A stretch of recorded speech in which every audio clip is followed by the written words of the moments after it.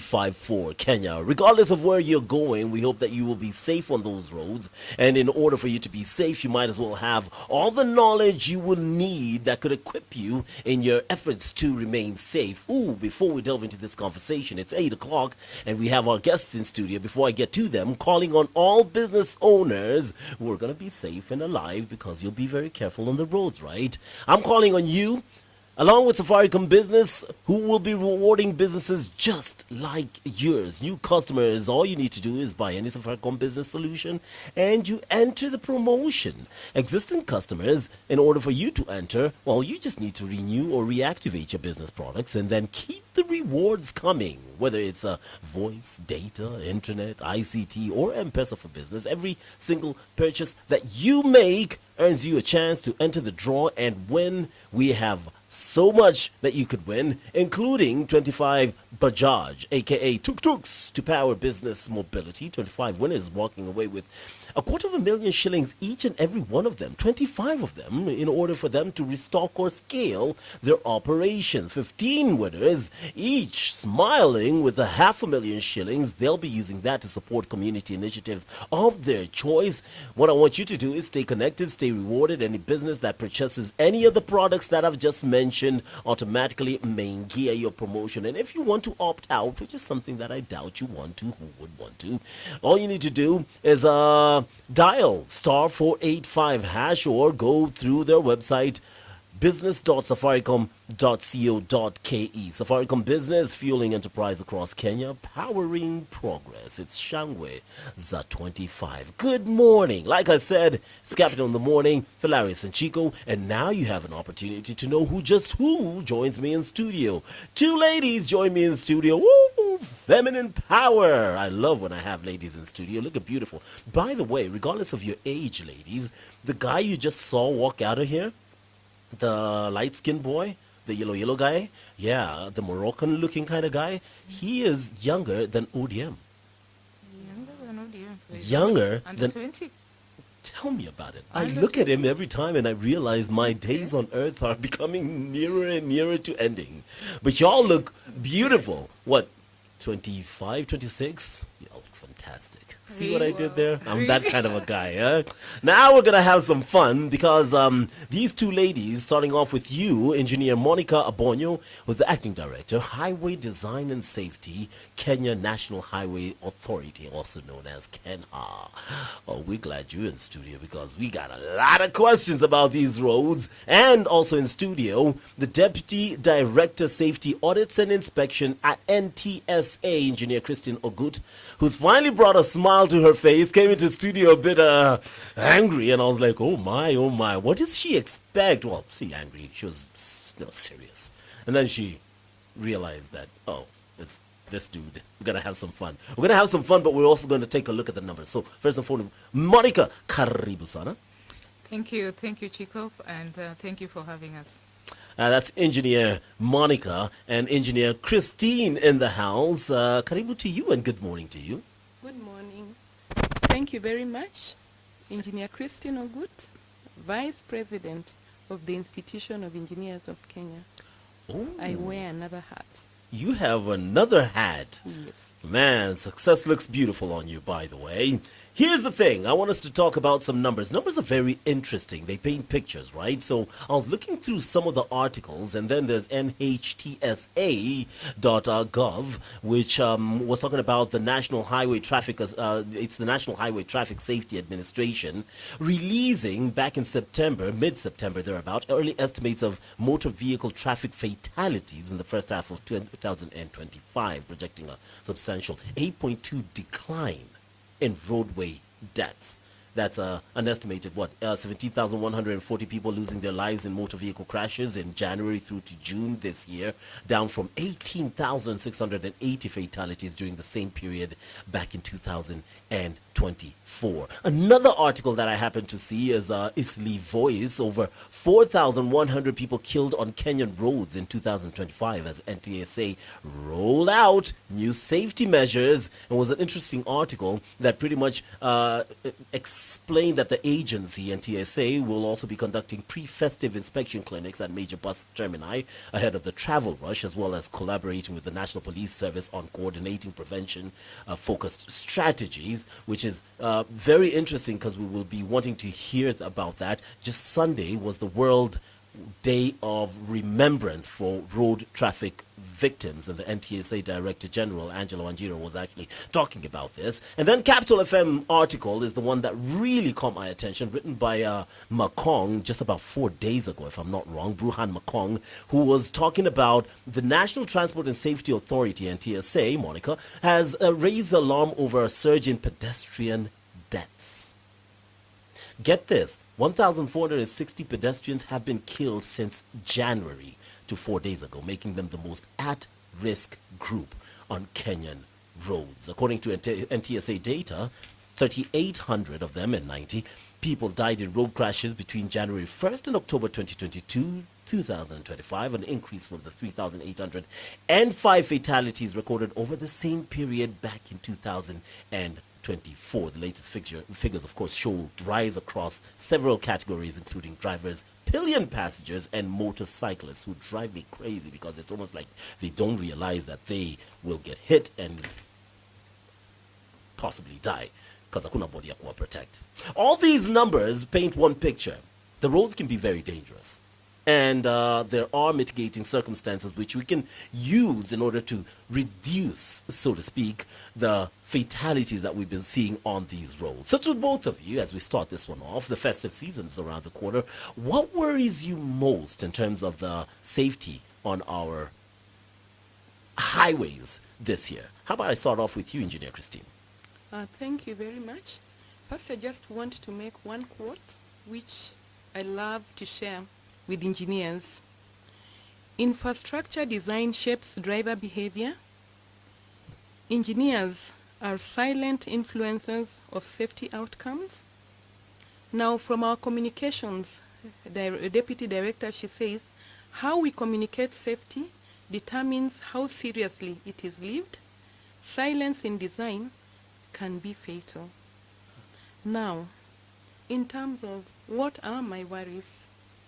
My worries are that during these festive seasons, tradition has been that fatalities and injuries actually are on the rise. And these are just not numbers. They're parents, they're children, they're breadwinners. And why is this happening? We at the National Transport and Safety Authority, we are concerned about driver behavior, overspeeding, drink driving, night travel fatigue, and low use of seat belts, especially in the public service vehicles and even in personal cars. So that when a crash happens and you're not belted, if the vehicle is doing speeds of up to 50 kilometers per hour and you're ejected out of the vehicle, it is like falling from third floor to the ground, and definitely you will be dead. So there are things that we take for granted. Our roads have been designed. We may have some design issues, but all said and done, safety begins with all of us. Safety calls us to be accountable for our actions, including wearing seat belts, obeying the traffic rules, and at the end of the day, our bad decisions, and I said our bad decisions, it cuts across, whether you're a pedestrian, whether you're a pillion passenger, whether you're a boda rider, whether you're a PSV driver, commercial vehicle driver. At the end of the day, your decision determines whether you live or die in a crash, in a conflict between a vehicle and any other road user. So safety first, think about what I have said, and just ensure you do your bit. Thank you. Well, I'm thinking about what you just said, and I think like she's laid the gauntlet for you, hasn't she, Monica? Because she's that was Christine Ogut, by the way, engineer Christine Ogut, who's the deputy director, safety audits and inspection, NTSA, talking about designs as an engineer. I understand that, but now you come in with the cap of Ken, huh? So Monica, engineer Monica Abonyo, acting director, highway design and safety, Kenya National Highways Authority. There we go. We already can tell from that statement alone and from using our roads that there's a problem with these roads and their design. What do you think is the biggest problem and challenge for you? Okay, thank you, Chiko, and thank you for having us. I really love the quote that Christine started with. It really sets the pace and tells us what it is that we need to do, both from the engineering perspective and also from the road users and even the operators. Now, just before I respond to your question about the design, the engineering design, allow me just also to add on to the question that you had asked Christine about. Yes. About what worries me. Now, we are entering into the festive season. And during the festive season, of course, people are in celebratory mode. A lot of travels happen. People are happy, excited. So with that also comes increased level of travel across our road. Of course, with increased level of travel, of course, also there will be increased volume of traffic on the road. Now, if I look at that, the heightened, demand for travel, of course, we have PSV vehicles that will be transporting people from wherever they are working with the desire of going to reunite with their families and folks in the upcountry. Then there will be pressure that will be put on the PSVs. We all know what usually happens on our road. When there is the pressure, there is the demand. Also, there comes the desire of, I want to make more trips in order to make money. To make money. So what happens when there is heightened demand for traffic? For travels. Of course, people will be making more trips, more than what they usually would, as a human being would accommodate. Like for the crews, those who are operating the PSVs, they will be, tempted to make more trips. And as they make that, of course, they will be speeding on the road, traveling at excessive speeds. Of course, also, fatigues also come in because you want to make more trips. Yeah, and also as you do that, when the fatigues comes in, what happens. Accidents happen. Again, also during the festive season, because people are in celebratory mode, partying and things like that, merrymaking, a lot of, parties, so people drink. So my worry again also there is also drink driving. And I think the statistics are very, very clear in Kenya. A lot of crashes on our road, and most fatal ones are caused because of people driving under the influence of alcohol or drugs. So these are actually my worries. I wouldn't really want to talk about maybe deficiencies on the road, but if you look at what happens during festive seasons, those two are my greatest worries. Now, you talked about the issue of the roads, yeah, whether the roads are designed well. I would want to say, from an engineering perspective, we design roads. They may not be perfect, but we always endeavor as engineers to provide safer infrastructure. Now, I also am aware and alive to the fact that they are not 100%. There are places where maybe probably there could be deficiencies. If I look at our road infrastructure, some of the shortcomings, I wouldn't say from a design perspective, but on the operation and maintenance of the road. I wouldn't really want to lie, but sometimes when you travel on our road, you travel longer stretches and you find there are inadequate road markings. Yeah, maybe probably the ones that are faded and not there well enough, to guide and inform the motorists of what hazards maybe probably lie ahead of them, and even to guide them on how to maneuver through the road. So those are there. But we are working on them as road agencies. We may not be perfect, but progressively we are working on them. You've also traveled on our road. We are all road users. You often find you travel longer kilometers without seeing a road sign. It may not be a design issue, but it's on the issue of, I would say, maintenance, and also for us as a country, we've been battling with this vice of vandalism. You find we install signs, but just maybe a few hours, or if you're lucky enough, maybe 1 month or even 1 week, you go there, you find it is vandalized.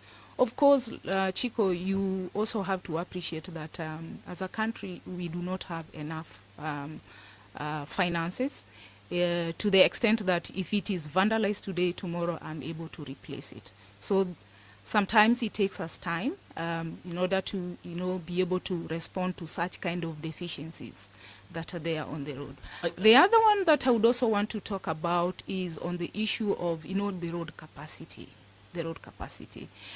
Quite often when you travel, sometimes on our road you find this congestion, and especially during festive season. Allow me to just mention one particular road, the road from Nairobi towards Eldoret, and also going to the western part of Kenya. During festive season, you can barely overtake. I think the road has served his design, at the extent at which it is now operating is beyond its design capacity. But the good news is that as government of Kenya, and I think the president made a proclamation just this week, that on the 28th of this month will be groundbreaking in order to enhance the capacity of that road, do a dual carriageway. In addition to that, progressively, as also road agencies, we are trying to ensure that we enhance the capacity of our road network in terms of dualing, separating traffic in both directions, places where now we are even widening, adding other lanes in order, to allow people to move. Issues to do with non-motorized transport facilities, ensuring that in urbanized areas we provide for footpaths, we provide for footbridges, and then we provide for dedicated places where pedestrian can also cross. It might not be 100%, but we are working on it, and we are progressively advancing. Thank you. Wow. As Engineer Monica spoke, I felt that I need to share something. And I've been an engineer 35 years plus. I've done designs. And when I crossed to the National Transport and Safety Authority, then I went into the field of looking at safety. And the question that really I keep asking engineers, including myself, is that are we able to design our roads so that they are forgiving? Because remember, a crash is a series of events. And if you understand that a crash is a series of events, then if you break one item in that series of events, then our roads will be safe. The number of conflicts will reduce. And why am I saying this? We at the National Transport and Safety Authority audit road infrastructure to actually identify what are the safety concerns. When we are doing the audits, we do them jointly with KENHA, KURA, KERA, and even the county governments. And when we are auditing the roads for safety, we identify that these are the safety concerns. We actually also engage the public during that process.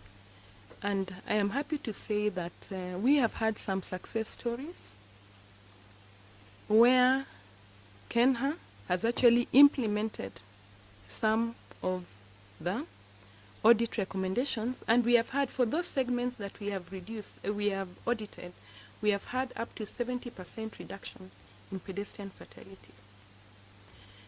The other side is that we also analyze crashes to actually find out what caused the crash. So we will look from an engineering perspective, how did the road infrastructure contribute to the crash? From a road user perspective, how did the road user behave that actually led to them being injured or being fatally injured. So when you look at it from that perspective, then I want to say that there are design issues that we picked out that have now been incorporated in our new design manuals. So for the new designs, the designs are really going to be done with a focus on safety. For the older designs, we have to do road safety inspections, make recommendations, and moving forward, I look forward to an engineering where our roads are forgiving, where the engineer thinks about people and safety above first and car foremost. approach. You know what I really love about that statement is it's so encompassing. The question that Engineer Christine asked, are we able to design our roads so that they are forgiving? And she's gone on to expound on that. Any comment on that? Because she kind of has pointed out that they've been trying to work. In some cases, it's worked out between themselves and your organization, but almost like a trailing thought of some cases it hasn't. And just before she answers, are our roads speaking to the drivers? Are they self-explaining? And why am I saying that? Because, for example, as an engineer, I may design a curve, and I'm giving this as an example, 60 kilometers per hour, maybe because of land constraints and things like that. But the driver has a speed limit of 80 kilometers per hour. If the engineer does not give a sign, to advise the driver that for that specific curve, the speed is 60 kilometers per hour, and I'm just giving an example, what does that mean? Anytime he does 80 kilometers per hour, he takes a bigger radius, and what happens? More susceptible to having an accident. Interesting she should say that. Now, I don't want to defend you 100%, but with the signage she's talking about, could it be a case of vandalism that you were talking about as you react to her statements? Yeah, she's talked about two issues, forgiving infrastructure and self-explaining roads. So allow me just to address them on one at a time. Forgiving infrastructure. What she's trying to bring out here is that we travel on the roads. We are human beings. We make mistakes. Even if you're provided with the perfect infrastructures. As human beings, sometimes we may make mistakes. But how have we designed our infrastructure to the extent that if I make this mistake, then the outcome will not be catastrophic. If it was something that was meant to be a fatal crash, forgiving, it should not be a fatal crash. At worst, maybe probably a slight injury, not a serious injury, because sometimes serious injury leads now to deaths.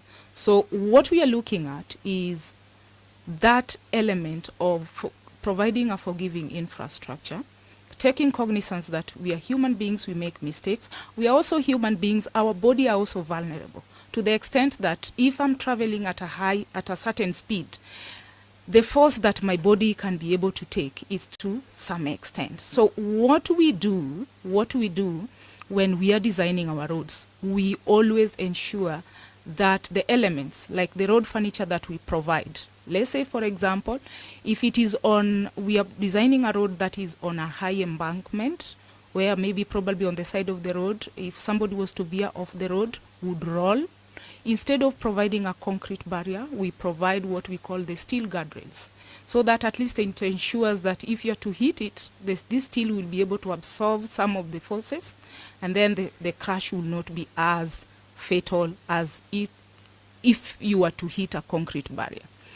Additionally, also, she talked about the curves. When you are designing a road, you take all those into account. You take those also into account.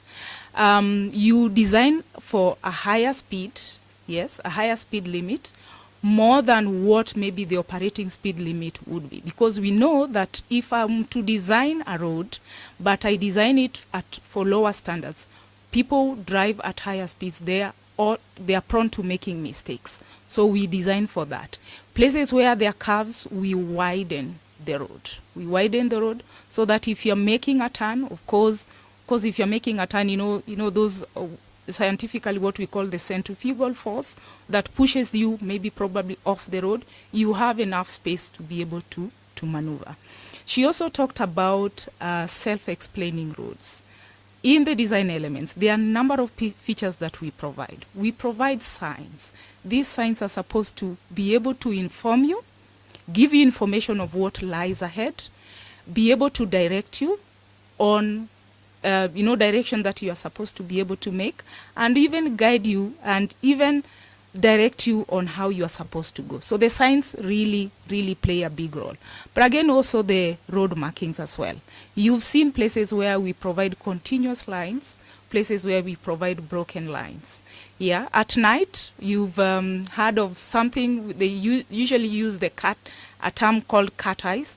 The cat eyes, if you're driving in a place where it is not lit, it's supposed to be able to guide you on how to use those roads. So those are the things that we call the self-explaining roads. But again, also, if you're driving on, maybe a winding terrain, the manner in which we carry out, we design the road is to be able to guide the driver, the one who is using the road, progressively, not abruptly, like, making certain adjustments abruptly, but you are progressively prepared as you approach some of the hazardous points. So of course the road signs, of course the geometrics of the road in terms of the curves and also the road markings, and even the features. I mean the manner in which we also maintain the road all plays that part in informing and guiding. Who's in charge of maintenance? Because you've said that thing twice. Maintenance of the road. Who's in charge? The road agencies. The road agencies. Yeah. So when I wake up and I find, and please remember that I said crashes are a series of events. So a driver is reacting to something on the road. So if a driver comes across a pothole, and I would want you to Google in the newspapers, you'll find that there are areas where a pothole has actually led to a crash. So what happens is that the driver may see the pothole, and because even if he's doing a speed of 80, which is within the limit, now he swerves. He gets into the lane of oncoming traffic, and that can lead to a crash. So what am I trying to say? Our roads, as designed, take care of some safety elements. In fact, all the safety requirements. But depending on how the road user, be it a driver, be it the pedestrian, their action is also contributing to the fatalities and injuries we are having on our roads. So the issue of safety is not really just about engineering, no. Road safety is cross-cutting so that you are looking at the element of the road user. Engineer Christine, I like that you pointed that out, because I just checked, and the first information we get is that Eldoret Kitale Road, fatal collision, January 2025, courtesy of potholes. Kisumu Busia Road, a vehicle went into the river near Ugunja, November this year, just the other day. Potholes. Sections of Embu Meru Highway with reported accident at Ngirimari Valley. Pothole. Kitale Mali Tisa Road, also cited as having hazardous potholes alongside eroded shoulders and poor signage. Monica, it's hard to argue against that, because not only does it cause issues for us as drivers, we have to fix our vehicles with these potholes, but it's costing Kenyan lives. Mm-hmm. One of the things life has taught me One of the things life has taught me is that when we do our crash analysis, we actually don't apportion the blame. No. It is about continuous improvement, and all I am challenging my colleagues that ensure the pothole is not the reason for the fatality. And how do they ensure? Is that they ensure that the roads are well maintained. We will not have that chain called a pothole in my series of crashes that is contributing. Actually, road infrastructure is never the main cause of the crashes. Let me be very honest. It is just a contributory factor. So that engineer here spoke about the guardrails. Yes, the guardrails are supposed to serve an intended purpose of ensuring that the vehicle doesn't, But we have seen our guardrails. And again, I am happy that the design manuals now actually provide for higher quality of guardrails. And I have also learned not to be defensive, to agree that as an engineer, my design may have issues, and moving forward, the best way is to correct those issues so that we don't lose any lives arising from our decisions. Chiko, I was waiting for you to pose the questions. You've mentioned the issues of crashes that are attributed to potholes on the road. So I was waiting for you to pose the questions so that I can respond. But allow me just to respond this way. I'm not disputing the facts. I know there are places where our roads may not be to the perfect standards. There could be one pothole here and there. That may have caused the accidents, and for that, as an authority, we are sorry for what may have happened. But I want to assure Kenyans who are listening to this that we are not sleeping as road agencies. And indeed, I think the facts will speak for themselves. I think for the past few years, our roads condition have been improving. There might have been maybe one or two potholes here and there, but that is not like what is on the ground. As Kenya, let me speak now as Kenya. As Kenya, we have a policy on road maintenance where we ensure that we have contractors on the road throughout the entire period. Long-term contracts that ensures that we have a contractor. If there's a pothole, the contractor is instructed to respond to it within the shortest time possible before it can, develop into a bigger potholes. Yeah. We have a strategy, what we are calling performance-based maintenance contracting, that is ensuring that there's a contractor on the road, and the contractors are always instructed patrolling this road, attending to road maintenance needs, including potholes, including replacing some of the signs that have been vandalized, guardrails that have been knocked, when maybe a crash has happened. Some years back, before this strategy was rolled, it would take time. Probably you find you are in a period where maybe you do not have a contract on the ground, so it forces you before you procure, and the procurement process probably would take long, and have a contract on the ground. But with this strategy, always ensuring that we have a contract on the ground, we respond to maintenance needs within the shortest time possible. Yeah. So road condition has been improving, and as a road user, I know you can attest to that. Is not what it used to be many years ago. It's not what it used to be many years ago. Yeah. That is true. We're speaking to both Engineer Monica Abonyo, Acting Director, Highway Design and Safety at Kenha, and obviously Engineer Christine Ogut, who is Deputy Director, Safety Audits and Inspection at NTSA. Let's take the proverbial bullseye off Monica's back for a second and put it on Christine. Engineer Christine, let's talk about NTSA and some of the challenges that you have been facing. We're talking about driving license a lot of drivers on these roads that shouldn't even be on the roads with these fake licenses that are going about, speed management, drunken driving, where your organization alongside the police were working together, and I can attest, having been there and seen it myself, where one party or another will be given a bit of money and allow a drunk driver to drive past there as long as they can be sharing it out. Now, recently, that's just the other day, NTSA Principal Officer for Corporate Communication, Anthony Nyongesa, described the rising toll as of deaths of motorists, pedestrians specifically, as disheartening. And I saw the story which was quoting just earlier in the show, in which there is talk from NTSA Director General Angela Wanjira that you're introducing new interventions to curb the rising number of fatalities on our roads over this festive season, mainly because it's the near future. Talk us through some of these measures. Thank you very much.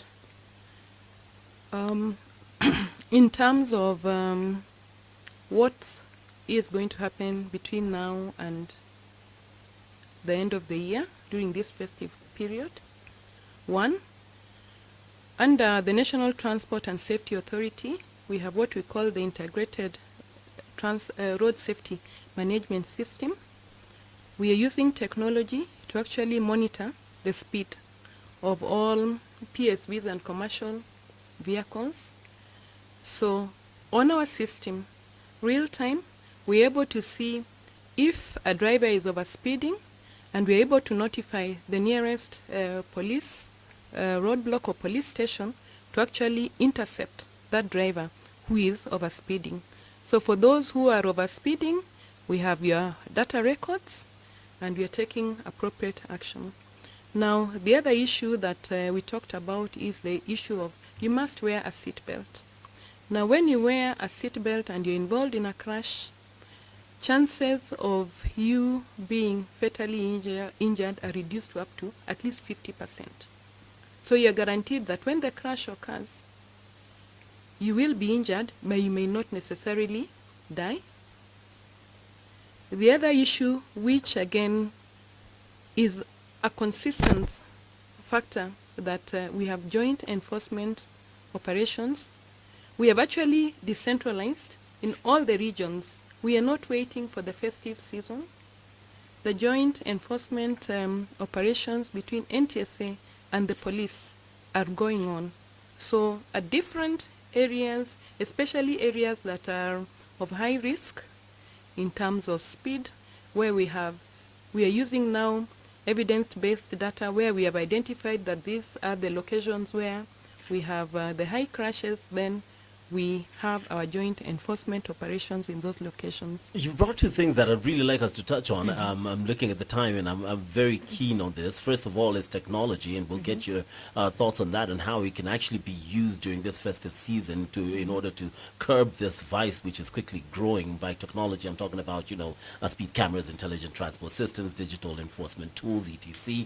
But the one that I want us to start off with, Monica, is what Engineer Christine was talking about. Engineer Monica, what do you think about that? How is that relationship, interagency coordination or relationship? And I'm talking about Ken, I'm talking NTSA, the police, and obviously county government, since we're in a devolved government scenario. How is the coordination and collaboration going? Is it even existent? Yeah, there is. It exists and quite elaborate, and I think it's something that has been happening for a number of years, and we are building it, making it even much, much stronger. Now at Kenya National Highways Authority, just allow me to share with the public that we have a police unit that is attached to Kenya, attached to Kenya, that is supporting Kenya in terms of management of our road network. We call it Axoload Control Enforcement Unit. They are not only looking at the axoload. The axoload, in terms of here, what I mean is overloading on our road. So this enforcement unit that is attached to Kenya also assists us in patrolling our network. If there's an incident that has happened on our network, of course we liaise. Now, them being the police, of course, the closeness with their colleagues in the greater police unit. So that collaboration and even liaison is even much, much, much easier. So we have that unit that is supporting us, patrolling our major corridors, of course, liaison with the police. But again, also, we have our regional offices. The regional offices are in close contact and work very, very closely with National Transport and Safety Authority. Also works very, very closely with National Police Service, that is the traffic department. You've seen instances where sometimes there's an incident on the road. So our contractors also who are collaborating with us, the fact that they are on the road and patrolling and monitoring this road on a 24-hour basis. Whenever an incident happens, of course, they liaise with the police. They facilitate the police. I'm not saying that the response time sometimes is very slow on the police side, but they facilitate the police in terms of, supporting them to respond to issues of like evacuating the incident that has happened on the road, and also the issues of sharing even the information. Kenya is also very, very deliberate on this. You've seen some of the public notices that we issue on our road network informing the public if there's an incident that has happened on the road. Of course, we also notify them, but also provide alternative solution, advising them on what are the routes that they can be able to take. So we are working very, very closely also in terms of sensitization and awareness campaign. There are a lot of activities that we undertake together, sensitizing the public, telling them that road safety is not only the responsibility of the managers of the infrastructure. It's not only the responsibility of the police, neither is it only the responsibility of NTSA. It is a responsibility of each and every Kenyan citizen. It's across the board. It is across the board. So what we need is for all of us to play our part and make that choice, and the choice that will ensure that our road is safe for me and for everyone. Something burning, as my sister spoke about the patrol team that they have on the highways. I would really want to appeal to vehicle owners that every time a vehicle breaks down on the road and it is not towed as soon as possible, for me it is normally a red flag, because sooner or later another vehicle driving in the night will drive into that stalled vehicle. So I would want to appeal to vehicle owners that anytime they have a breakdown, the vehicle has stalled on the road, please move it out of the road, because then it becomes a safety hazard. You talked about what is NTSA doing in using technology. For the motor vehicle inspections that have expired, we actually notify the vehicle owners 2 weeks to the expiry period that they actually need to book for an inspection and bring their vehicles for inspection. In terms of again drivers, again for those whose licenses have expired, a message is sent to them, and at the end of the day, the decision for safety lies in all our hands, because for you as the vehicle owner, it is your responsibility to ensure that you have a roadworthy vehicle on the road. So when we send you the message, please bring your vehicle for inspection. Actually, could you wrap up with a touch on the PSV, how you guys are going to control it, because there's another evil head that rears up during the festive season. How do we contain this? The irresponsibility, the overspeeding, everything negative with public service vehicles, which carry humans. As I said, one, we are using technology to monitor their speed. We are using technology also to monitor whether they are roadworthy or not. And beyond that, in all the regional offices, we have road safety officers who actually continuously sensitize the circles on what needs to be done. We do driver retesting, and all said and done, the decision to drive recklessly is a decision a driver makes, and of course with that decision are consequences. So we would urge our drivers to drive within the limits, to obey the traffic rules, because at the end of the day, a life lost cannot be bought. It is not a spare part. Do you ladies engineers feel that, especially when it comes to you, engineer Christine, that you're toothless bulldogs, that you can barely impact? You can put policies, you can try the best you can, but you really don't have the power to bring about, judgment for those who... You'll be surprised. Between me and Monica, we have had impacts. Okay. Remember, I spoke about the sections of the roads we have audited. Some are Kenha, some are Kura, some are Kera. And for those sections, I can actually give you statistics that show how fatalities have decreased, injuries. And in terms of impact, we at the National Transport and Safety do a detailed crash analysis that informs policy.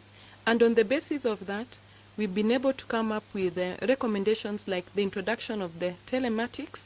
And telematics is actually going to change driver behavior, because using the event data recorders, we're actually able to now see and reconstruct how the crash occurred. And it's definitely having impact. So for me, I want to believe we are transformative leaders, both of us. Chiko, just I think just before we wind up, allow me just to add on to what you asked about, Christine, what it is that we are doing in terms of controlling the PSB this festive season. My response may appear like it is a reactive measure, but traditionally what happens, and it's not only in this country, it happens all over the world. During festive seasons, of course, the increased enforcement. So we will be seeing a lot of, police checks on the road, yeah? But my worry is that as soon as our road users, people who are using the road, pass a roadblock or maybe a checkpoint, what happens in between the two, maybe two checkpoints, is what is worrying. Yeah. If it is the issue of speed, this road, you can safely drive only at this speed. The moment they pass that, then they zoom. So I think what we need to appeal to our road users, that it is our life that we are playing with. It is not like we are trying to please anybody. So what we need to do is to act responsibly. Because the moment you make a mistake, the person who will be,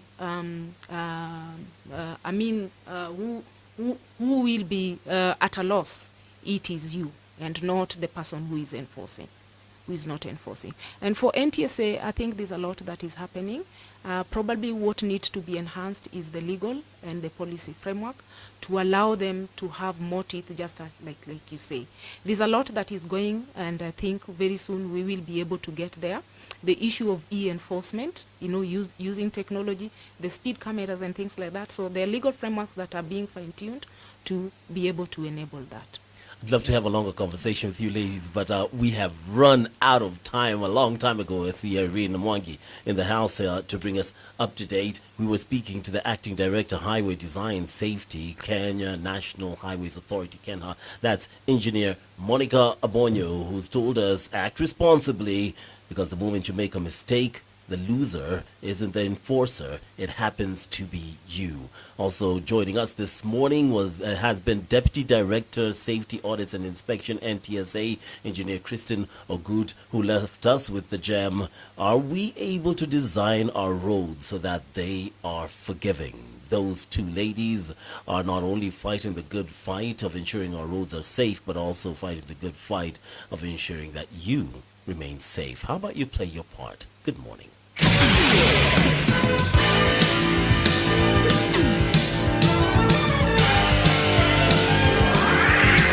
best mix of music.